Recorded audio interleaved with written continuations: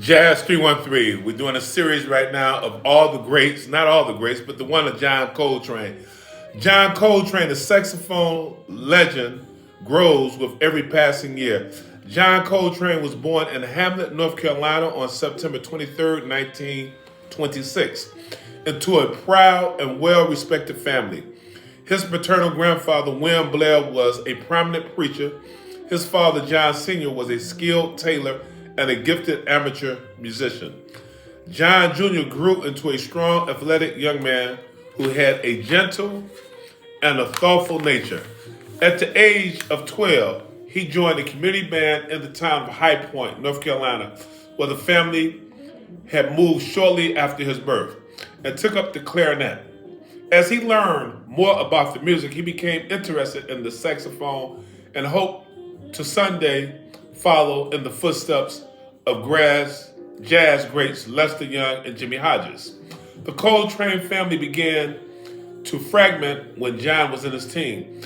His father and his grandfather both died within a short span of time, a double loss that appears to have a long-lasting effects on John.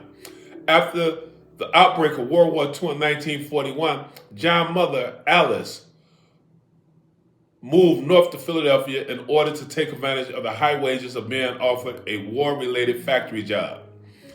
In 1943, when he graduated from high school, John joined his mother, Alice Coltrane, supported her son's decision to pursue a musical career instead of attending college.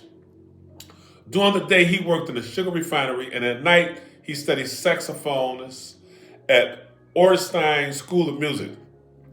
In 1945, he was drafted and spent the final year of the war in Hawaii, playing clarinet in the U.S. Navy Band. When he returned from service in 1946, Coltrane resumed his musical studies. He was living with his mother and his aunt.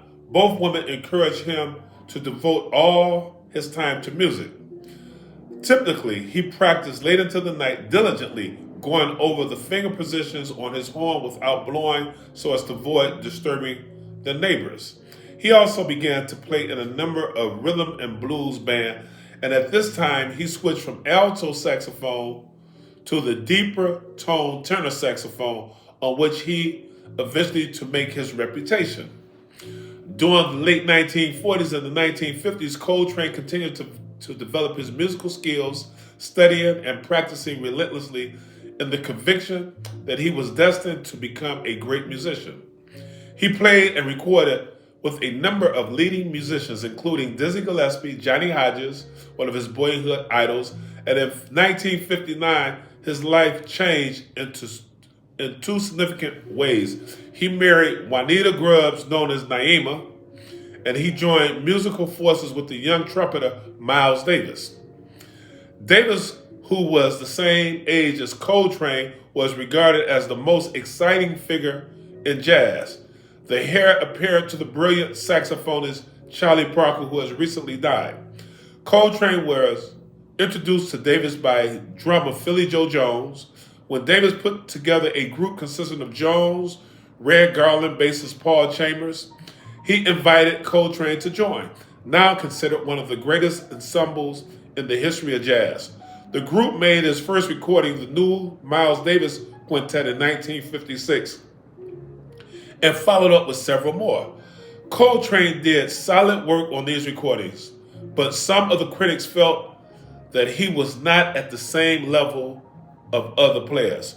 Coltrane received a great deal of notice by working with Davis, but his mind was not always on the music.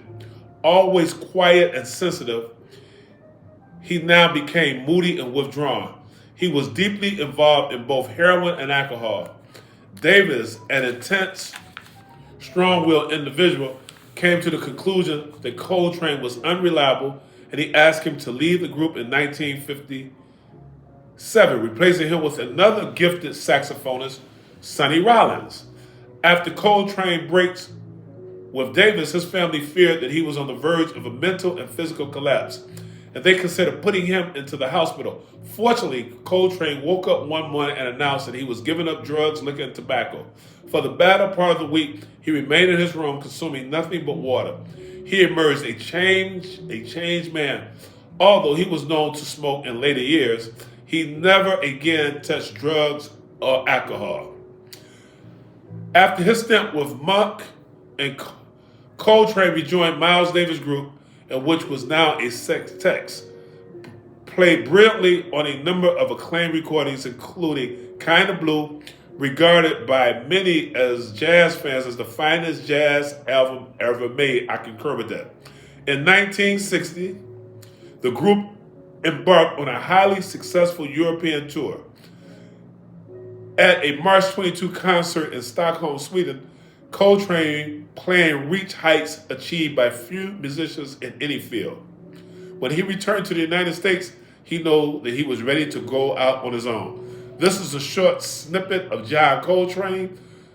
My next one will be Duke Ellington. That's coming right up. Thank you. If you like this, please click subscribe and share and pass it to the youth.